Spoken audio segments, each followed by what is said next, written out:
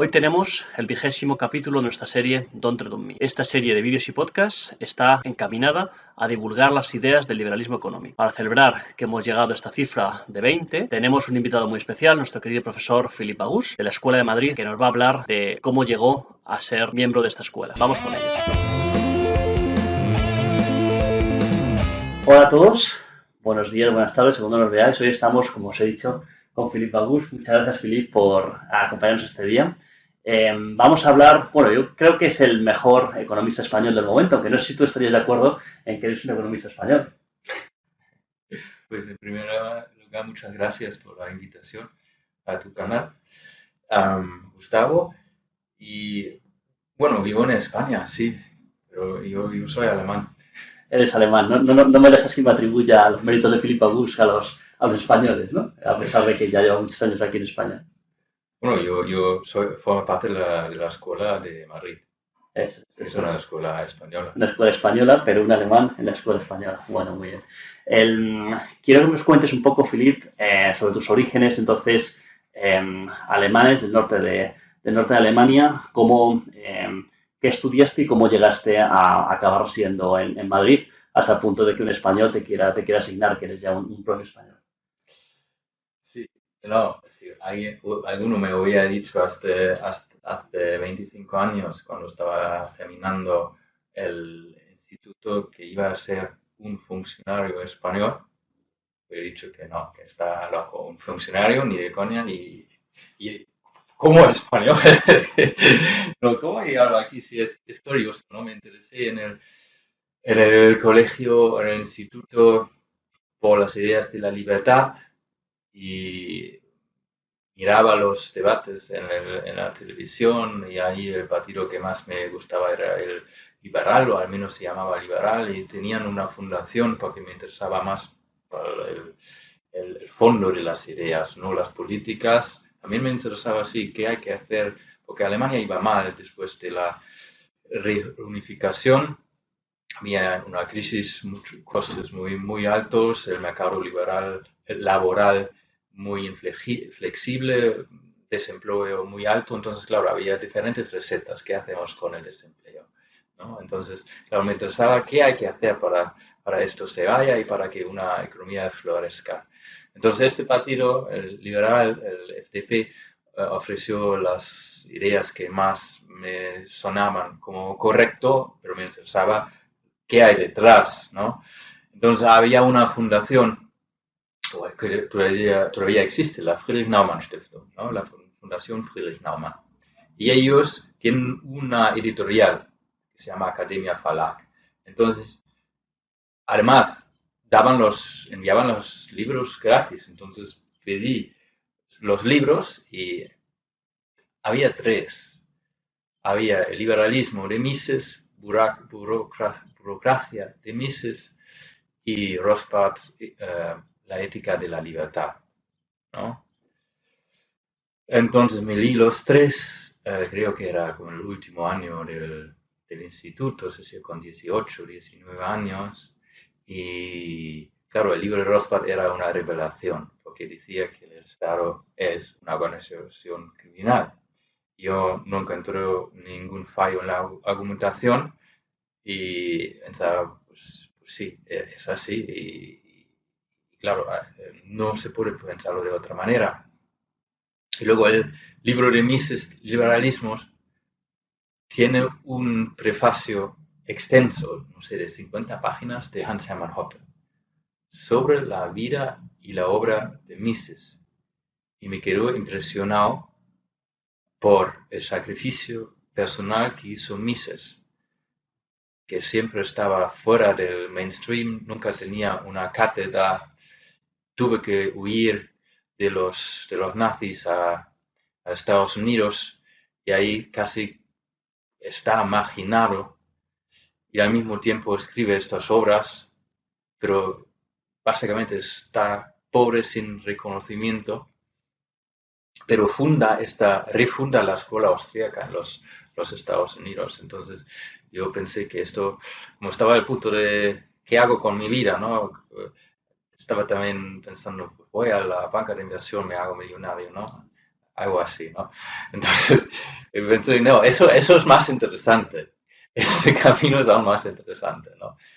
Y escribí a Hans Hermann Hoppe, que aquel entonces era todavía profesor en la Universidad de Las Vegas, en Nevada, y le pregunté, ¿cómo puedo estudiar esto, lo de la escuela austríaca? Y me dijo, pues, tranquilo, vente primero una semana a los Estados Unidos, a la Mises University en Auburn, Alabama, y con mi recomendación te aceptan. Vale. Entonces fui ahí, 2001.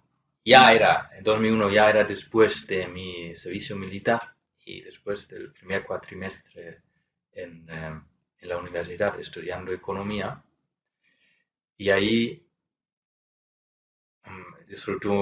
disfruté muchísimo, claro, con la Mises University. Conocí a todos, ¿no? A Hülsmann, a Salerno, a Hoppe, a George Wiesman, que estaba ahí, a Ralph Raico, a Jeffrey Herben, a Mark Thornton. Y ahí varias personas me recomendaron estudiar con Jesús Huerta de Soto, ¿no? Era Gabriel Casara, Ingolf Krumm, y el mismo Guido Hülsmann me dijeron, el mejor sitio para estudiar la economía austríaca es en España, con Jesús Huerta de Soto. Bueno, yo pensaba, bueno, he estudiado 3 años español en el instituto, sé de gramática, no sé hablar, y el vocabulario también me lo sé. Bueno, al menos no parto de cero, entonces sí me lo planteaba, ¿no? Entonces, establecí un vínculo de Erasmus entre mi Universidad de Münster y la Rey Juan Carlos, y el profesor de Soto también ayudó por su lado. Entonces, en 2003-2004 me vino a España para el curso entero, para estudiar con Jesús Huerta de Soto. Y luego aquí había, claro, la comunidad ya de austríacos, estaba ahí Gabriel Calzara, empezando a fundar, empezar con el Instituto Juan Mariana, y había José Carlos Rodríguez, José Ignacio de Castillo, y todo este núcleo había ahí. Luego había el seminario de Jesús Huerta de Soto, y ahí también alumnos que habían venido solo por él. Y volví a Münster, y ahí estaba como en la diáspora. Me sentí en la diáspora. ¿Qué es eso? Porque estaba en la burbuja madrileña de austríaca. Y luego vuelvo ahí, digo, pues aquí mis commilitones, los otros alumnos, pues no sabían de la escuela austríaca ni eran libertarios. Entonces me sentí muy solo. Y claro, quería ser profesor de economía. Ya había que hacer el doctorado, pero el doctorado en Alemania no había nadie que iba a dejarme libertad para escribir una tesis 100% austríaca misesiana. A lo mejor algo sobre el pensamiento de Hayek sí podrías escribir, pero no se querías escribir algo sobre teoría monetaria en la línea de Mises. Entonces era claro, y yo tenía que volver para hacer el doctorado aquí con Jesús Huerta de Soto. Entonces en 2006 volví a Madrid para escribir mi tesis sobre la deflación aquí. Y el mismo año también conseguí entrar como profesor ayudante en la Rey Juan Carlos, y desde entonces he seguido ahí. Eso es básicamente. Muy bien, Filip. Bueno, una trayectoria muy interesante. Te quería preguntar sobre tu obra publicada, que como tenemos aquí, varios de tus libros, que me sorprende, ¿no? Porque aquí tenemos 5, pero hay un sexto libro. Los profesores españoles ahora mismo, para acreditarnos y demás, no solemos publicar muchos libros, y quería preguntarte cuál es tu visión, ¿no? ¿Por qué crees que escribir libros es importante para un profesor universitario? Sí, tienes razón que no se reconoce adecuadamente por la NECA, es decir, para la carrera no vale, pero es lo que más me da satisfacción personal de escribir un libro, porque eso se va a quedar y tiene más influencia que un un artículo. Muy bien. Y bueno, pues aquí tenemos estos 5 en defensa de la inflación, que es teoría monetaria, antirrayo, el último, que también teoría monetaria, la tragedia del euro, teoría monetaria, por qué otros hacen ricos a tu costa, que es teoría monetaria con unas pequeñas trazas de finanzas personales, y uno más de política económica, que son los pequeños estados, y otro que también, que no tenemos aquí ahora una copia, que es Deep Freeze sobre Islandia, que es teoría monetaria. Entonces, bueno, como veis, sobre todo Philip escribe y trata sobre teoría monetaria. Te quería preguntar cuál crees que es la contribución fundamental en defensa de la deflación, que fue tu tesis doctoral. Cuéntanos. Sí,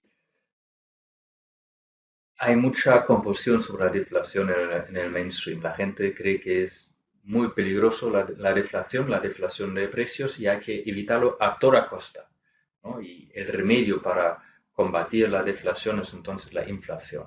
Si se utiliza el miedo injustificado a la deflación para justificar la inflación, el incremento de la masa monetaria. Entonces ahí analizo las causas y las consecuencias de la deflación. Una causa es el crecimiento económico, que es siempre bueno, no hay ningún problema. El segundo es el aumento de la demanda del dinero. Y ahí algunos economistas sí ven un problema. Y por ejemplo, Juan Ramón Rayo ve un problema cuando aumenta la demanda del dinero y no aumenta al mismo tiempo la masa monetaria, y ve cómo la reserva fraccionaria puede hacer, basado en los real bills, basado en los hechos reales, puede hacer que no tienen que bajar los precios cuando aumenta la masa monetaria. Y eso trato. De hecho, en el antirrayo vuelvo a muchos argumentos que hago ahí defendiendo la deflación. Luego hay la reacción del mercado a una expansión crediticia, que es la reacción natural a una auge artificial, que es una contracción crediticia que lleva también a una caída de los precios y hace que se purguen, liquiden más rápido las malas inversiones. Y luego, la única deflación, tipo de deflación que es malo es cuando el Estado confisca el dinero, ¿ya? Reduce con la coacción estatal la masa monetaria. Entonces, eso sí es malo, pero los otros son causas naturales y sanas en un mercado libre. Y luego las consecuencias es simplemente una redistribución. Cuando los precios caen, pues claro, hay una redistribución. Si abstraemos de las causas y solo miramos que los precios caen, hay una redistribución. Los que venden pierden y los que compran ganan. Y como todos vendemos y compramos, pues depende si ganamos o no. Si los precios de lo que vendemos caen más rápido de los precios que lo que compramos, pues perdemos. Y si es al revés, pues es al revés. Es decir, lo que gana el uno pierde el otro. A nivel general agregado, una deflación de los precios solo lleva a una redistribución, no causa un empobrecimiento. Y luego tengo dos case studies, ¿no?, de deflación. Uno es la deflación en los Estados Unidos después de la Guerra Civil y luego la deflación en los años 30 en Alemania. Y aplico el análisis, el aparato teórico desarrollado antes a estos dos casos. Muy bien. Vale, déjame que vea que esto está. Vale. Muy bien, Filip. Muy bien, Filip. Esto nos lleva a una pregunta que te quería hacer, ¿no? Una de las cosas más inspiradoras que te he oído contar alguna vez es que estamos viviendo en la era de la inflación, ¿no? De alguna manera, para evitar esas situaciones de deflación, las autoridades monetarias se imponen ese 2%, ese objetivo de 2% de inflación, ¿no? Y eso me parece haber entendido que tú lo ves como que algún día los analistas económicos, cuando miren hacia atrás, entenderán estos años en los que, estas décadas en las que hemos vivido desde que Nixon eliminó, digamos, el patrón monetario de Bretton Woods, que los analistas económicos pensarán, ¿no? Estaban locos, ¿no? ¿Cómo podían pensar que se iban a ir de rositas, ¿no?, imprimiendo dinero sin reserva de valor, ¿no? Quería que me digas si lo he entendido bien y cuál es tu pensamiento y por qué crees que vivimos en la era de la inflación. Sí, vivimos en una era de inflación porque a largo plazo los precios siguen siempre creciendo, ¿no? Y eso tiene unas consecuencias al comportamiento de los agentes económicos, de la gente, ¿no? Porque la gente sabe que a largo plazo los precios van a subir. ¿Por qué? Porque lo han vivido toda su vida y la causa es el sistema, el institutional setup, ¿no? Como monetario, como son las instituciones monetarias que ahora no cuesta nada producir nuevo dinero, y entonces la tentación es muy grande de aumentar la masa monetaria, como a mí como Banco Central o banca con reserva fraccionaria no me cuesta nada producir nuevo dinero, pero es muy valioso el dinero. Entonces, a lo largo podemos predecir con un papel, con un estándar monetario de papel fiat, ¿eh? de un estándar fiat y con reserva fraccionaria los precios van a subir, ¿no? Y después de 1971, cuando se deja la última conexión con con el oro, pues los precios suben más, ¿no? Suben más rápido, ¿no? Entonces, ¿qué consecuencias tiene esto? Pues los deudores ganan cuando los precios suben, ¿no? Entonces, hay más deudas, la gente se endeuda más, es totalmente racional. La gente sería tonto no hacerlo, sería tonto decir, pues yo ahorro parte de mis ingresos en efectivo debajo de mi colchón y cuando tengo suficiente, pues compro una casa, ¿no? Entonces, lo que es racional en una era de inflación es endeudarse tan pronto como sea posible, hasta aquí, no hasta aquí, hasta aquí.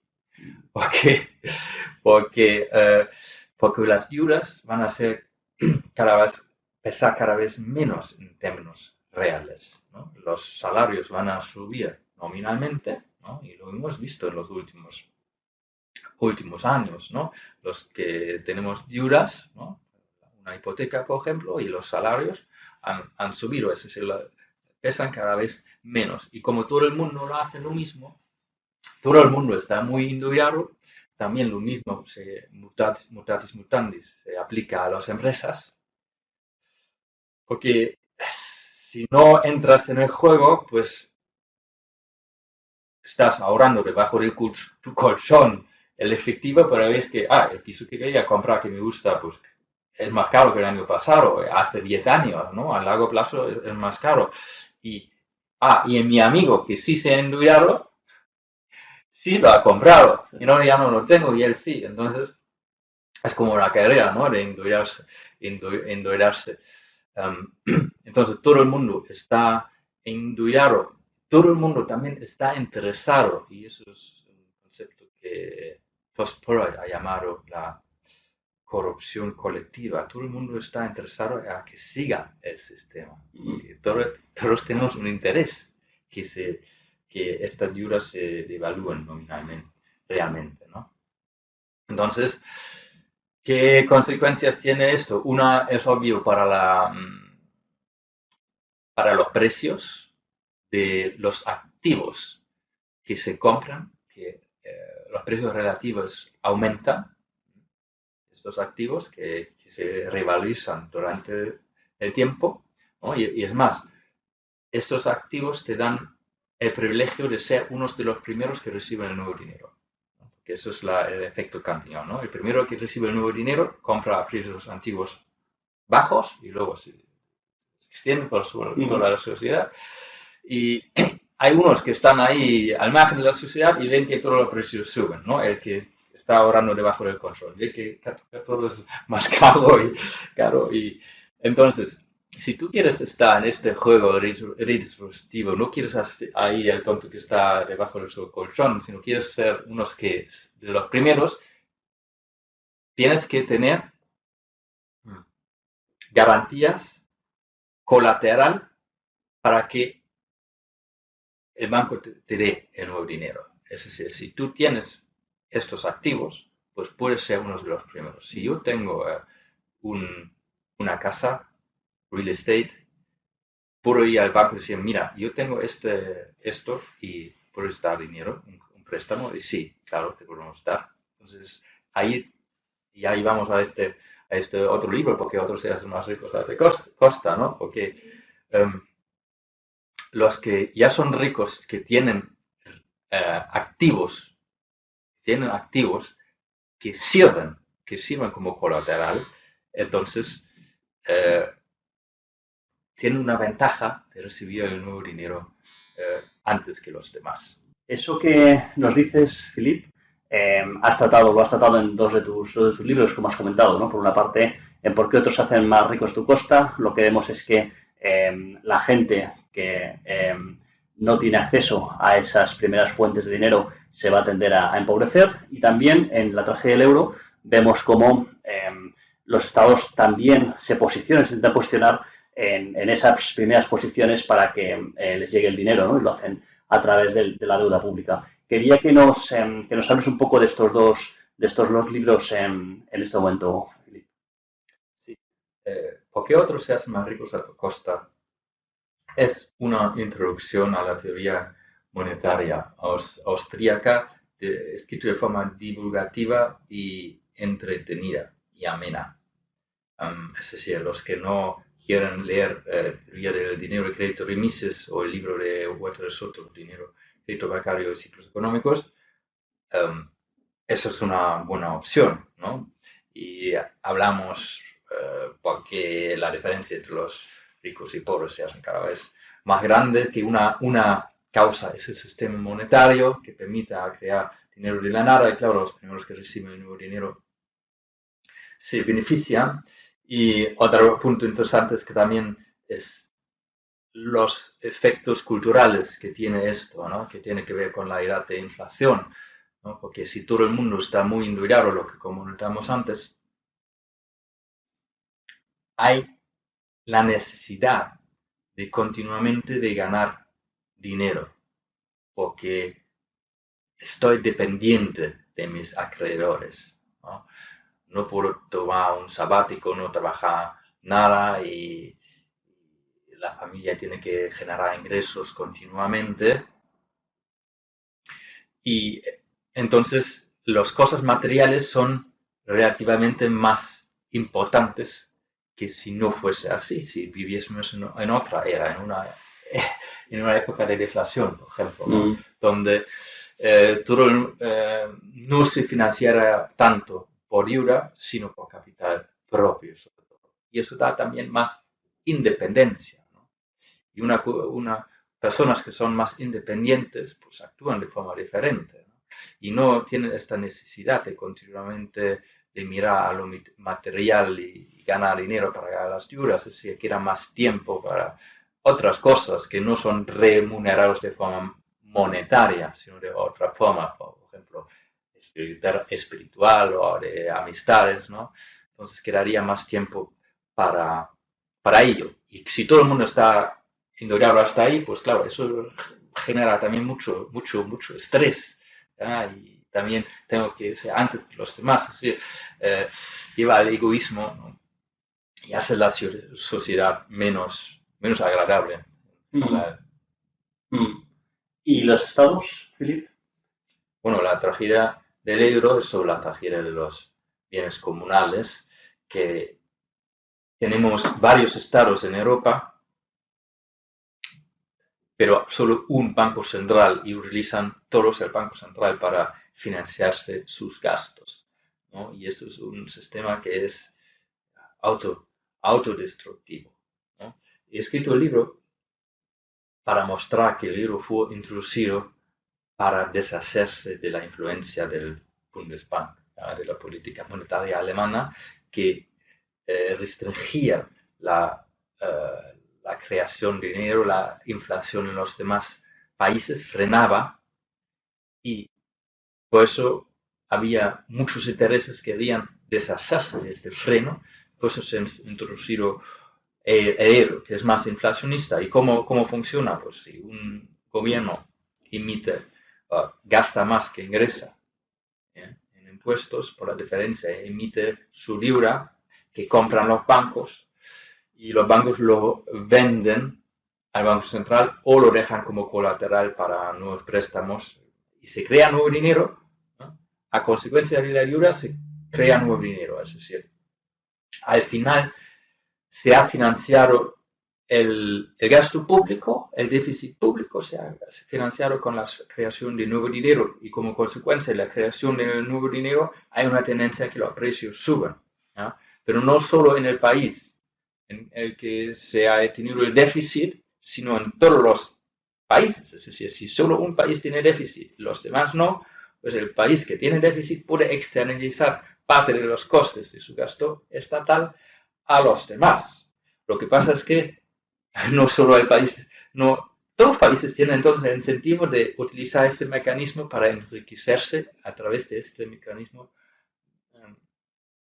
en perjuicio de los demás, ¿no? Entonces eso es una tragedia de los bienes comunales, porque lo que es una tragedia de los bienes comunales es hay un recurso que puede ser explotado por varios, entonces el incentivo es explotarlo al máximo perjudicando a los demás. Ahí el recurso que se puede explotar es el poder adquisitivo del euro que se explota a través del déficit público.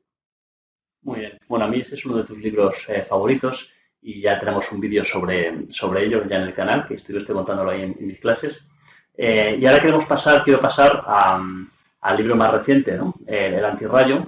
Y lo primero es, preguntarte cuál es tu relación con Juan Ramón Rayo, ¿no? Porque vosotros habéis sido los dos estudiantes de Huerta de Soto y habéis, entiendo que por las mismas fechas, o sea que durante un cierto tiempo erais, digamos, compañeros de doctorado y no rivales, ¿no? Entonces, a mí ha habido gente que me ha preguntado por qué has escrito este libro y por qué te enfrentas a Rayo, ¿no?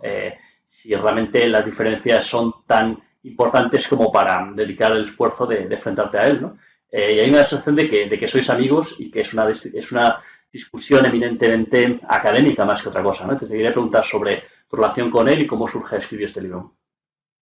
Sí, como comenté antes, yo estuve en España de estudiante de Erasmus de 2003 y 2004, ¿no?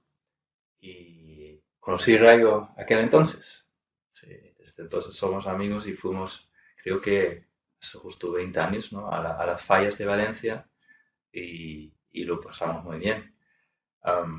Bueno, a los amigos, pues también la calidad del amigo es corregirle cuando se equivoque, ¿no? Y decírselo. Para ello están los amigos. Y ahí estoy yo para decir a Rayo que en la teoría monetaria se equivoca. Y por eso he escrito este libro. Y como él hace un trabajo magnífico, ¿no? Con su canal de YouTube y tiene muchos seguidores, espero que no todos ciegos, pero tiene muchísimos seguidores, que está muy bien y defiende muy bien las ideas de la libertad. Entonces, el peligro sería que los seguidores seguían esta teoría monetaria equivocada, por lo cual intento corregirle con este libro, porque Rayo había escrito un libro en contra de la teoría monetaria de Mises. Y es un tema muy importante para los austríacos, el tema de reserva 100%, reserva fraccionaria, ¿no? Jesús Huerta de Soto ha escrito un libro de 800 páginas para destruir el virus de la banca con reserva fraccionaria, ¿no? Entonces, es el origen de muchos malos, ¿no? Y eso es como un filo rojo, ¿no? Que va por todos mis libros, por lo de la deflación, que es la inflación, o porque otros sean más ricos a tu costa, o también la tragedia del euro, que esta inflación, la reserva fraccionaria, es la causa de muchos males, porque se financia también el estado de bienestar por ello, ¿no? En este libro comento que a partir de 1971, después del patrón oro, pues se incrementa el patrón oro, ¿no? Entonces, si se deja ahí la puerta abierta a la reserva fraccionaria, y eso hace Rayo con su justificación de ella a través de la doctrina de las letras reales, es muy problemático, ¿no? Y además, creo, tiene errores teóricos importantes de la teoría de capital. Hay otros dos libros de los que no hemos hablado todavía, ¿no? Uno sobre la crisis de Islandia, que es de teoría monetaria, y otro sobre estados pequeños. Háblame primero de la crisis de Islandia. Sí, la crisis de Islandia de 2007-2008 era impresionante en el sentido de que uno de los países más avanzados del mundo, más ricos del mundo, quiebra totalmente, ¿no? Sí, es un case study muy interesante, es un estudio histórico de este caso, que una isla se convierte en un país muy pequeño, se convierte básicamente en un hedge fund. Y todos los problemas de la crisis financiera, de la gran recesión, están, están concluidas, están en este caso, y se puede ver muy bien la expansión crediticia, pero también el descalce de plazos y el descalce monetario, es decir, el currency mismatching. ¿Ya? Y es interesante en el sentido que antes los islandeses tenían mucha industria pescadora, pescadores eran, y como había un auge tan grande, se podía ganar tanto dinero ahí en finanzas, pues dejaron pescar y iban directamente a los bancos de inversión. Y claro, cuando se derrumba todo, pues ¿qué hacemos? Ya no tenemos nada real, pero ya no pescamos. ¿Y cómo importamos entonces lo que tenemos que...? Y no tenían nada. Entonces necesitaban, de hecho, y la corona también se derrumbó, porque eso es otro aspecto ahí, que no tenían reservas realmente de oro. Entonces, si el Banco Central solo tiene como activos pues, los préstamos a los bancos y los bancos están en quiebra, entonces, ¿qué tenemos aquí real? Pues la corona se desmorona, entonces lo único que la salvaron en este momento eran préstamos de otras naciones que tenían. Bueno, entonces eso es básicamente el libro de Islandia que explica todo este caso en detalle. Y este libro no está en castellano, ¿no? Así que desde aquí animamos a algún editor que lo quiera tomar, ¿no? Está disponible para... No, está traducido y estamos con Unión Editorial a ver cuándo lo puede sacar. Ellos ya tienen el... Pues sí, hay que animar a Unión Editorial de acelerar este proceso. Muy bien, muy bien. Y bueno, la incursión que has hecho también en política de los países es pequeños estados, en el que planteas que en realidad que haya una competencia fiscal entre países para hacer, digamos que hacerlo más atractivos a atraer a empresas y personas puede ser bueno, ¿no? Y quería preguntarte cuáles son las conclusiones que obtienes de este libro y qué recomendaciones le darías a la Unión Europea, o qué podría aprender la Unión Europea de tus ideas del libro de Estados Pequeños. Sí, de hecho ahí se ve una relación con el otro libro, La Trajera del Libro, ¿no? Que va en contra de la Unión Europea, ¿no? La tesis principal es que lo que ha hecho Europa grande, líder tecnológico, económico, cultural del mundo, ha sido su fragmentación política, ¿no? Aunque había unidad cultural del cristianismo y la filosofía griega, ¿no? Y la lengua franca latín, pero había fragmentación política. Y el otro modelo es el modelo del megaestado chino, básicamente, donde el poder está centralizado, donde el líder político es el líder religioso y tiene todo el poder, ¿no? Entonces, ¿cuál es el modelo a seguir? Pues de fragmentación. ¿Por qué? Porque hay competencia entre los estados. Los súbditos, cuando un estado se hace demasiado totalitario, tienen costes muy bajos de migración. También las empresas. También si hay estado pequeño, estás más cerca, puedes observar más cerca. La burocracia es más pequeña.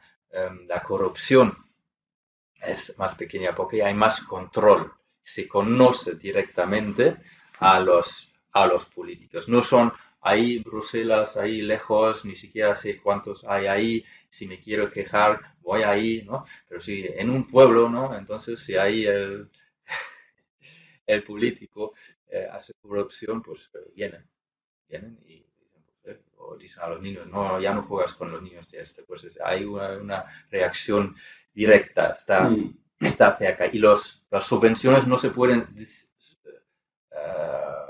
en estados grandes, las subvenciones se pueden distribuir sobre un número muy grande de personas allí, ya no pesan. En estados pequeños no. Entonces, el argumento del libro es que la Unión Europea es anti-europeo, muy anti-europeo, porque es algo del este, algo chino, ¿no? Algo asiático, es un modelo asiático. No, tenemos que volver a lo que hizo Europa grande, que eran los estados pequeños. Muy bien. Y bueno, como digamos, todas estas ideas que tú tienes, a mí me gustaría intentar trasladarlas a cosas accionables que pueda hacer la gente para protegerse ante esta era de la inflación en la que vivimos, ¿no? Desgraciadamente, lo que habría que hacer sería seguramente cerrar el Banco Central, ¿no? Pero como no está en nuestra mano en este momento, digamos, si no conseguimos cambiar esta era de la inflación, ¿de qué manera puede la gente protegerse, ¿no? Porque, claro, hemos visto que ahorrar en euros o en cualquier otra moneda que sea inflacionaria, pues no es lo más adecuado porque precisamente al ser inflacionaria pues no te da lo que el buen dinero te debería dar, ¿no? Entonces, tú, digamos, si tuviéramos que decir en qué activo puede ahorrar la gente, tú qué crees cuál crees que es un activo mejor para ahorrar dinero para poder tenerlo, capitalizarlo y tenerlo en el futuro? Sí, pues es importante invertir en los activos que suben con la inflación y luego diversificar. En una parte importante en esta diversificación son los metales preciosos, el oro y plata, ¿no? Y además que estén fuera del sistema bancario, que sea físico, ¿no? Y ahí soy presidente de una compañía que es Elementum Internacional y ofrecemos justamente esto, la guarda y custodia de metales preciosos en Suiza, fuera del sistema bancario, ¿no? Es una opción líquida y barata para tener una parte, ¿no? Diversificado del patrimonio ahí. Mm. Muy bien, pues son lingotes reales, ¿no? No son papelitos que están ligados a lingotes que tiene alguien, sino que esos lingotes son del propietario que pone el dinero y puede de hecho ir a verlos a unas bóvedas en Suiza, ¿no? Sí, es físico, el cliente es el propietario directo, es decir, si quiebra la empresa no pasa nada porque no es la propiedad, el oro y la plata, no es la propiedad de la empresa, sino del cliente. Y claro, el cliente tiene todo el derecho de venir ahí, se puede enviar también a su casa y claro, importante es que esté fuera del sistema bancario para asegurarse también contra pues, estas crisis financieras que están en la sangre del sistema actual. Muy bien. Pues, Filip, muchísimas gracias por atendernos hoy y bueno, pues quedamos pendientes de a ver qué nuevo libro traes entre manos, ¿eh? Vale, muchas gracias, Gustavo. Bueno, hasta luego. Luego.